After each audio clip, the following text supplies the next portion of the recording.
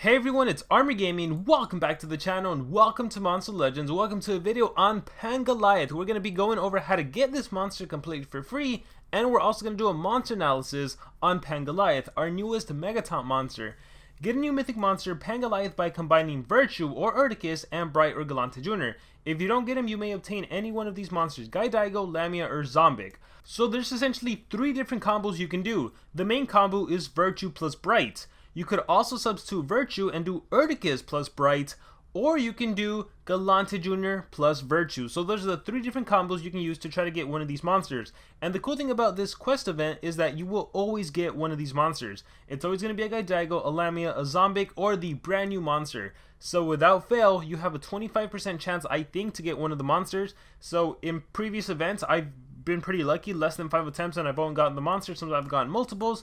Gaidigo is a previous old original mythic monster. Lamia is an old, I think, Forsaken monster, and then Zombic, I don't even know what Zombic is. For every breeding successful or not, you'll get a quest scroll to unlock nodes in the quest dungeon where you can get monsters from the previous quest.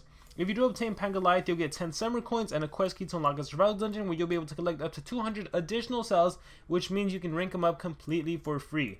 Alright, so with that being said, well, let's keep reading. To receive the quest key, the egg needs to be on the hatchery before the breeding event is over. And check out that last line, you can only use 1 joker per combination. If you breed Galante Jr. with Urticus, the combination won't be valid. So as you can see, I am currently breeding 2 attempts and I have over a day and 18 hours. So if you get 1 day 21 hours, you should always get 1 day 21 hours. That means you're going to get one of the monsters. There's no way of knowing who it is until the time is over. I guess if you have your phone, you can turn off your Wi-Fi and spend gems to speed it up. But at the end of the day, it's still going to be the same monster.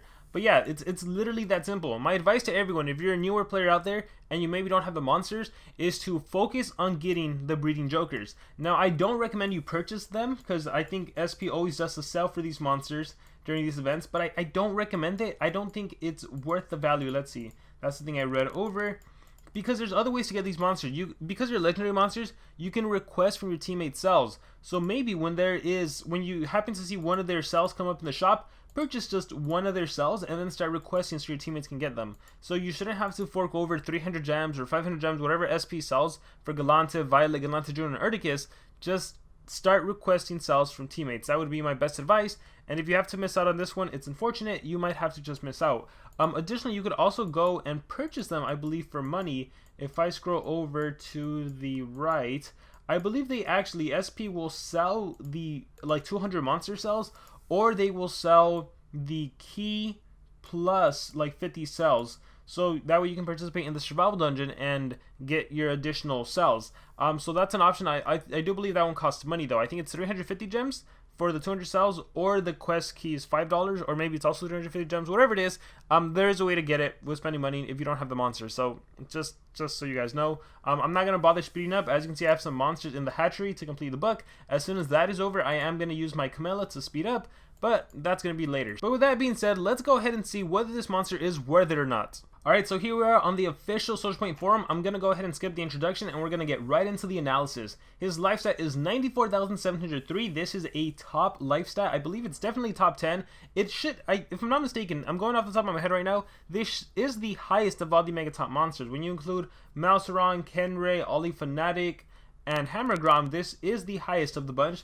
Power is 8272 and speed is 6,226. Which isn't the slowest, but he definitely is slow. His element is Earth. So let's see what he has. Megataunt at rank 0, Harden at rank 1, and Tough at rank 3. Okay, he can hold the armor and the amulet. So let's get into this monster. Because he's in the Earth element, he kind of has the same issue as Ollie Fanatic, in which when you look at the meta monsters, Lord Nabotis is currently the number 1. He's a dark monster. He has the elemental advantage. He can easily OTK you. Another popular monster that players have is Karukage. He was a race monster. Lots of players have him. He could probably easily OTK you. Lord Nabotis and Kage, they have a tough time dealing with Shellys. They have a tough time dealing with Mouserons. So that's why you see those monsters heavily used. But a Pangoliath and an Ollie Fanatic, they would get wrecked. They'd get OTK'd. So that's something you got to watch out for. But with that being said, I do love the armor relic, right? It's standard on a Megataunt monster. Amulet is unique. We normally see like a shield. So having access to the amulet, you could use Tiny's amulet, for example, and you never have to worry about stamina, which is an issue that Megataunt monsters tend to have. They don't have a way to recover stamina themselves. Well, with an amulet, now you could, and you could utilize some of your better skills. So he does have that going for him. Let's go ahead and scroll down and see what else we have. Pandolf's Protector deals moderate earth damage to an enemy. It is 40 damage, 0 cooldown.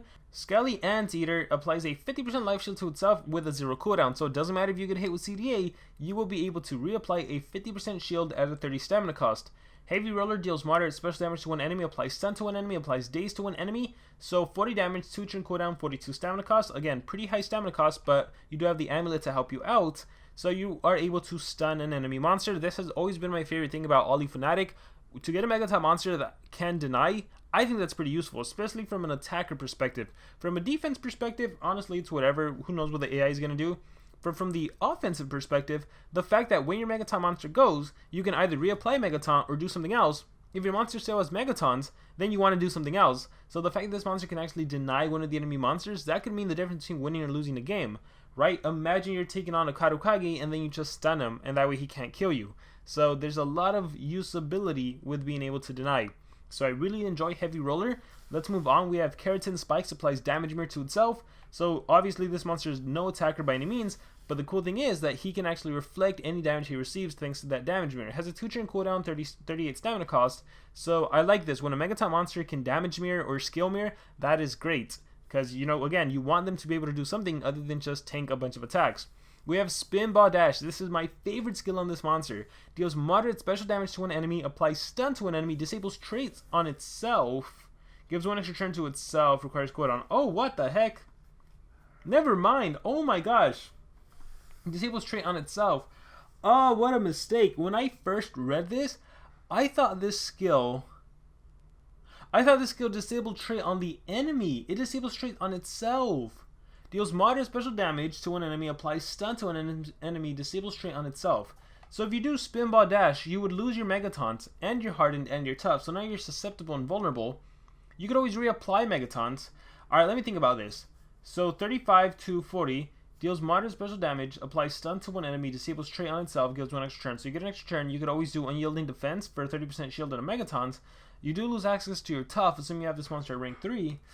I don't know how I feel about that anymore.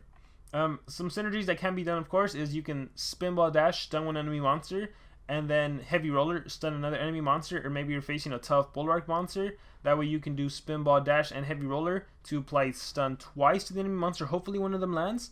So again, there's still some usability to it, so there are arguments to still running it. Shoot. I don't know how I feel about that.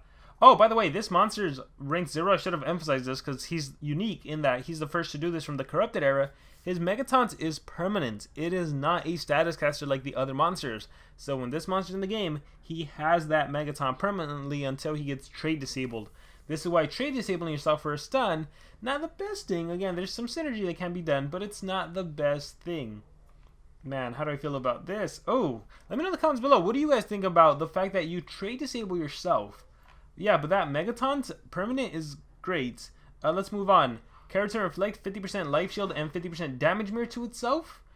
Shake of Sands deals moderate earth damage to enemies, daze to all enemies. And Unyielding Defense applies 30% life shield and Megataunt to itself. Considering we have Chill Long, they can trait disable. Other monsters they can trait disable. You know, it could be potentially useful to run that Megataunt.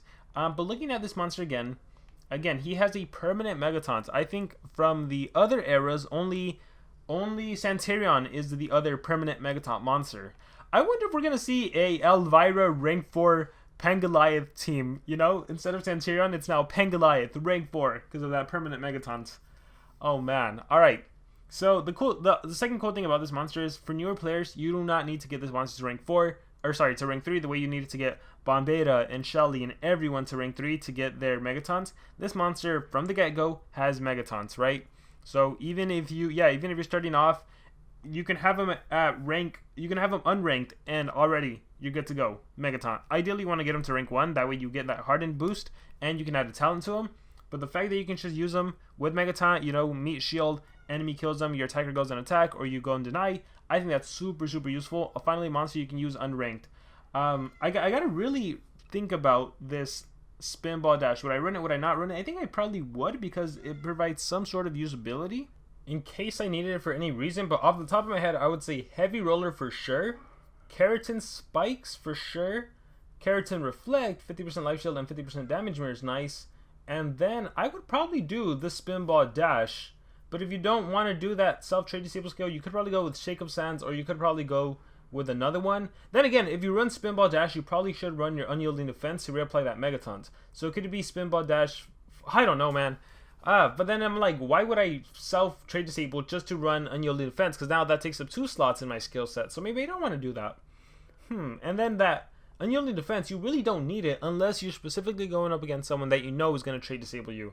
So once again, off the top of my head, I would say Heavy Roller for sure, Keratin Reflect, Keratin Spikes, and then that last, the final skill is ultimately up to you. Alright guys, let me know what you guys think about this monster in the comments below. Overall, still worth having. Megataunt unranked. I mean, come on guys, you can finally use a Megataunt monster without having to invest a lot into him. That is fantastic, that is great. And in our thoughts in the comments below, you also know how to get him now. You have a couple of days, so make sure you go out and get him. Thank you very much, and remember to subscribe.